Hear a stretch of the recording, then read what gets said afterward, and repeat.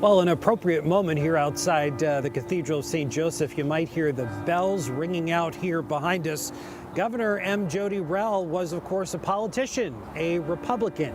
She was a smart and savvy legislator, but she was also a kind-hearted person, a mother, a grandmother, and someone who will be remembered not only for her professional accomplishments, but for her contributions to family life.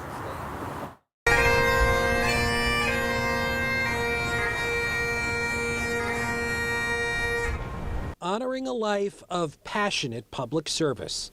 Didn't get into politics for fame and power. She just wanted to help people out. A grateful state packed the pews of the Cathedral of St. Joseph in Connecticut's capital city to bid farewell to a former governor. Jodi Rell became Governor Rell almost overnight in a very, very complicated time for our state. Jodi Rell, the state's second female and last Republican governor. Jodi was proud to be a woman in the legislature. We worked closely together. We were in leadership together, and it was more than a business relationship. It was personal. Rell's political prowess is etched in the history books. Historic infrastructure investments, a first in the nation same-sex civil union law, and arguably the nation's strongest anti-corruption campaign finance law.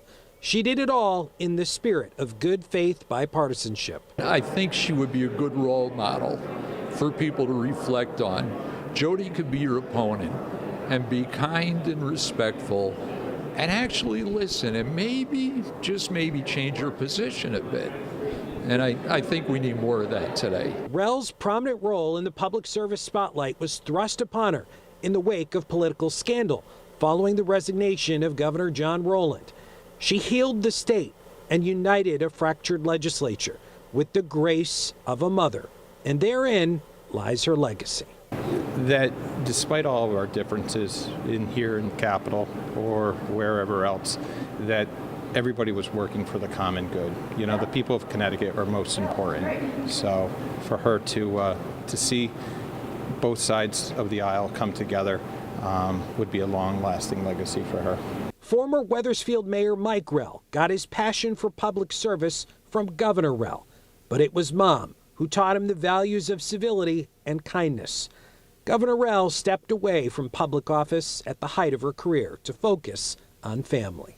She knew exactly when to retire, and she could have stayed on for a while, but because she had a growing family with 4 young grandchildren, that's what she was. She was a mother and she was a grandmother, and she adored her grandkids, sometimes more than she adored her own kids.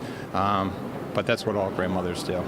Jodi Rell, 78 years old, a public servant, a woman of faith and family, a person of character and compassion, a life lost, a legacy left, a state indebted to your service.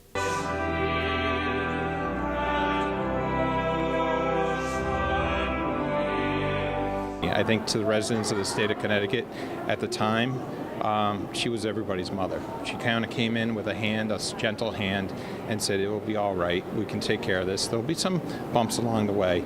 But as any mother does, she brings people together to be able to, work out everybody's differences and console the state. And that's exactly what she did at the right time. And the Rell family is asking, in lieu of flowers, you consider a donation to the Rell Center for Public Service at the University of Hartford or the Fidelco Guide Dog Foundation. We're live here outside the Cathedral of St. Joseph in Hartford. Matt Caron, Fox 61, Connecticut's news station.